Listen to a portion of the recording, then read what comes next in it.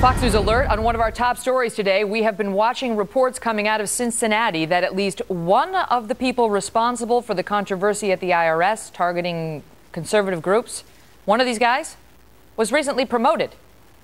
Ben Swan is an anchor for Fox 19 in Cincinnati. He's been investigating this story from the very beginning. Ben, thanks for being here. We were told by Barack Obama that the folks who did this were going to be held responsible, and yet as we get down to the nitty-gritty, who actually did the targeting? Who was actually executing on these IRS letters to these conservative groups? We're learning more about a man named Stephen Siak. Stephen Siak? Tell us. That's correct.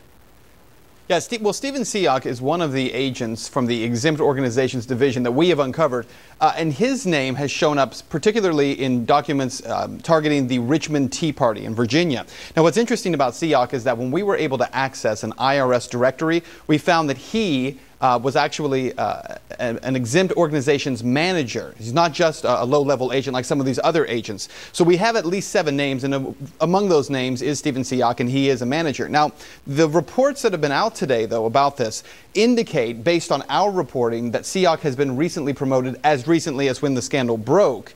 And we are not sure that that is necessarily the case, because while we have this directory, it does not give us a timeline for when these promotions took place. So we know that Siak helped to target that Richmond, Virginia Tea Party in 2012, but between that date and now, has that the advancement of his career happened within that time frame? And that's what we're trying to figure out. Well, I've been talking to my sources I'm looking at this letter dated January 9, 2012, signed by Stephen Siak, right. Exempt Organizations Specialist.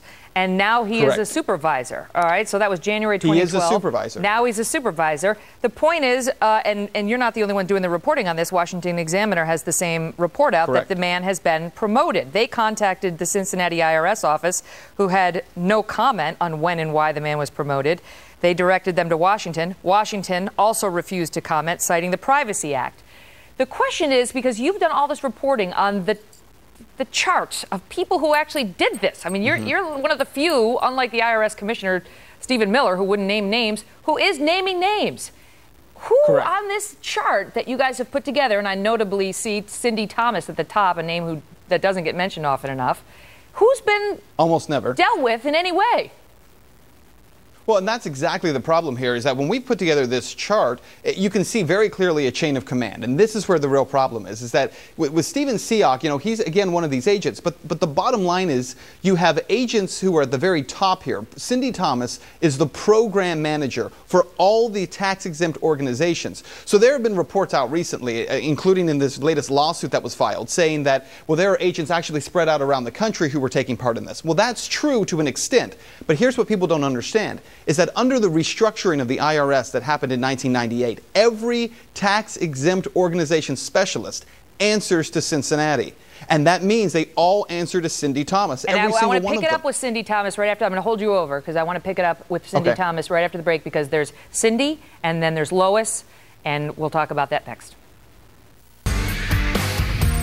So Ben Swan is an anchor for Fox 19 in Cincinnati. He has been investigating this IRS deal from the very start. Ben, welcome back. So Cindy Thomas, why don't we hear anything about her? Is anybody looking to talk to her, subpoena her, have her come on Capitol Hill after Lois Lerner, her boss, took the fifth?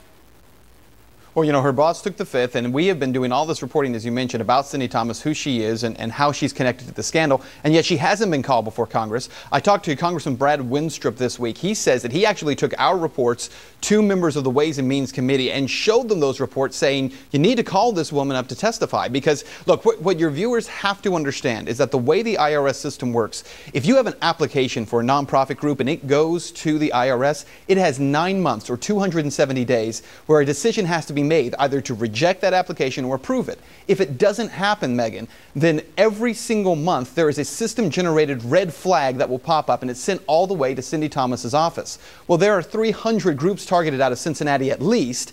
18 months they're sitting in the system, some as long as 3 years, which means at the minimum we're talking 5,000 to 10,000 system-generated flags over the course of 2010 to 2012. There's no way she didn't know. She knew.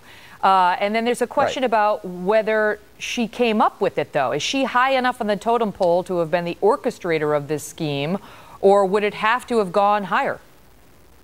Well, as you all have reported, though, even as recently as 2012, Lois Lerner was helping to sign off on cover letters of documents that were going back to these groups, continuing to ask Tea Party and conservative groups for this inappropriate information. So we know that Lois Lerner was aware of it, and we know that Cindy Thomas, through the reporting that we've done, is very closely connected to Lois Lerner. In that chart that we have, they're separated by one position essentially, but from the sources that we have, we've heard that they're very close and very tight, and there's no way Cindy Thomas was doing all of this, again, with these automated system flags being generated without Lois Lerner knowing. There's no way that could have happened. We need to hear from Cindy Thomas. Ben, thanks.